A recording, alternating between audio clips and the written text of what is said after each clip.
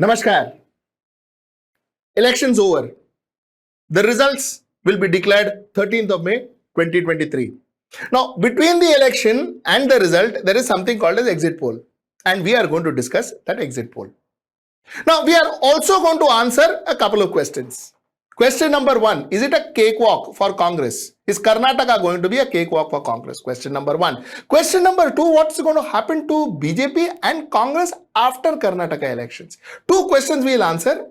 And before that, we will get into the exit polls. Now, let me give you two disclaimer also for exit polls. Number 1, exit polls are not conducted by us. We are just reporting it to you. So the numbers that I am talking to you about are numbers given by various pollsters, various polling agencies. So that's number 1. Number 2, various research agencies, rather it is not polling agencies, my apologies, research agencies. Number 1. Number 2, please do not view any polling, any research as a prediction methodology. It is not a prediction methodology technically. It gives you a direction of where the elections are going. That's all it does.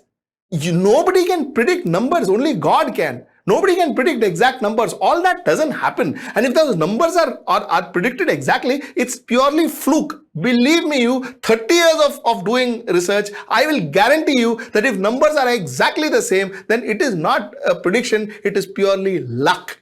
So, yeah, but most of the cases, most of the times, good research agencies can give you the right direction as to where the polls are going. So please view it from that perspective. That's number 2. Now let me get into exit polls. Now, according to Times Now, ETG, Congress gets 113 seats in Karnataka 2023 elections. BJP gets 85 seats, JDS 23, others 3. According to India Today Axis, Indian National Congress gets 131, BJP gets 71 and JDS gets 22, others get nothing. Republic, Congress gets 101, BJP gets 92, JDS gets 28 and others gets 3. Swarna News, Congress gets 106, BJP gets 98, others gets 1 and JDS gets 19. According to ABC, C voters, according to ABP, C voters, my apologies, Congress gets 106, BJP gets 89, JDS gets 25, others gets 4. According to News Nation, CGS, Congress gets 114, BJP gets 86, JDS gets 21, others gets 3. According to Z News, Congress gets 108, BJP gets 86, JDS gets 28, others gets 2. TV9 Pollstar, Congress 104, BJP 93, JDS 24 and others 3. According to India TV, CNX, Congress gets 115, BJP gets 85, JDS 22, others 2. News 24, Today's Chanakya, Congress gets 120, BJP gets 92, JDS 12, others 0. News 18, Rajniti, Congress gets 100, BJP gets 92, JDS gets 31, others 1. Now let's come to the poll of poll, which is the average of all the polls that I read for you. The average says Congress gets 107, BJP gets 92, JDS gets 23 and others gets 2. So while there is an edge for Congress, Congress will be the single largest party, but the polls of polls says that Congress may not cross the magical mark of 113, which is what is required to form the government. So that is where it is. Now, let us assume that this is the scenario, that Congress gets 107. Then, to assume that it is going to be a cakewalk for Congress because it's the single largest party it may not be a correct assumption, because chances are JDS may want to align with Bharatiya Janata Party more than it would want to align with Congress. Because politically speaking, JDS will be far more benefited if it aligns with Bharatiya Janata Party than if it aligns with Congress. Number 1. Number 2, JDS is almost shrinking as a party.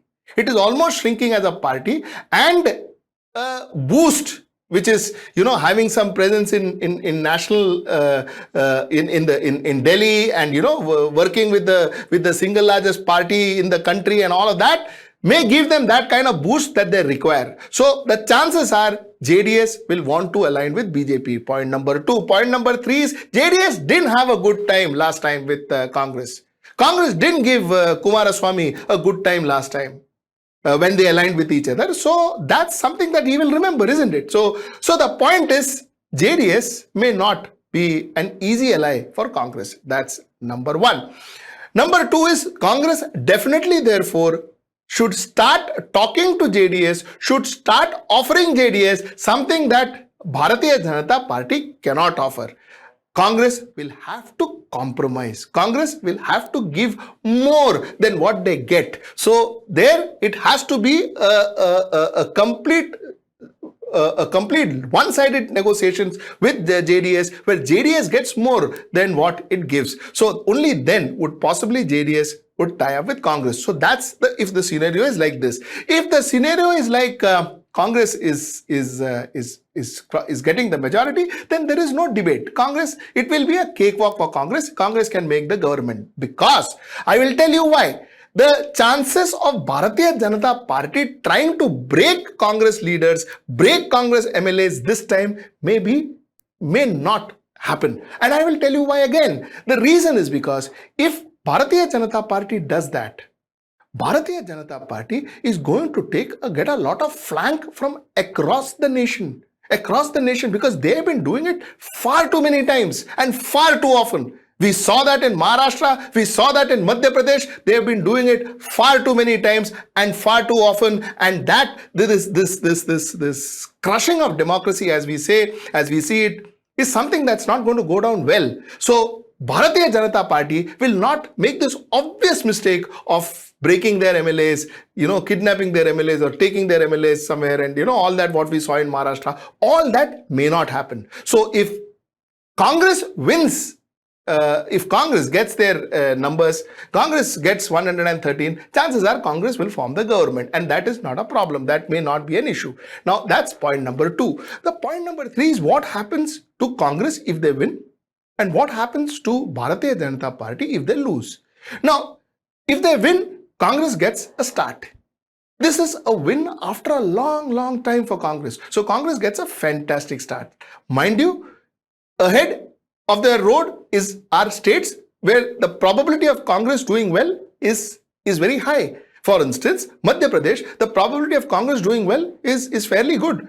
Rajasthan, if they can manage Sachin Pilot and Gehlot, their squabbles, the chances of them doing fairly okay in Rajasthan is also good. So the point is that somewhere down the line, Congress is seeing a good road ahead.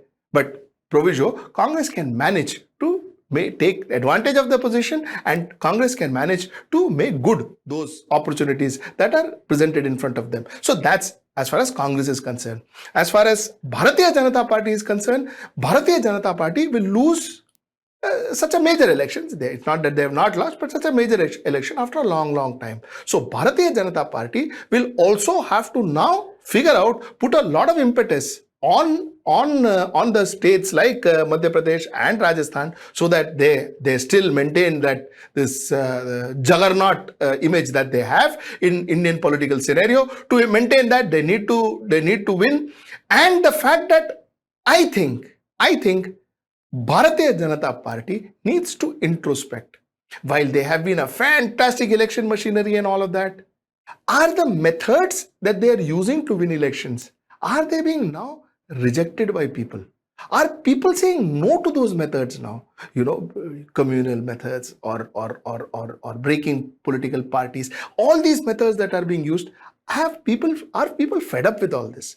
This is a question I'm sure Bharatiya Janata Party will be sitting and asking themselves. I'm sure Bharatiya Janata Party will be looking at. That is proviso if they lose this election. But if they can manage to win the election, then it's things as usual. It's life as usual. But even then, I think at some point in time, Bharatiya Janata Party, which was the single largest party last time in Karnataka, and which may not be, by the looks of it, the single largest party in Karnataka this time, even then, Bharatiya Janata Party, I think, even if they can make the government, I think should introspect. introspect as to whether it's time for them to change their propositions. Till I see you in my next report, Namaskar.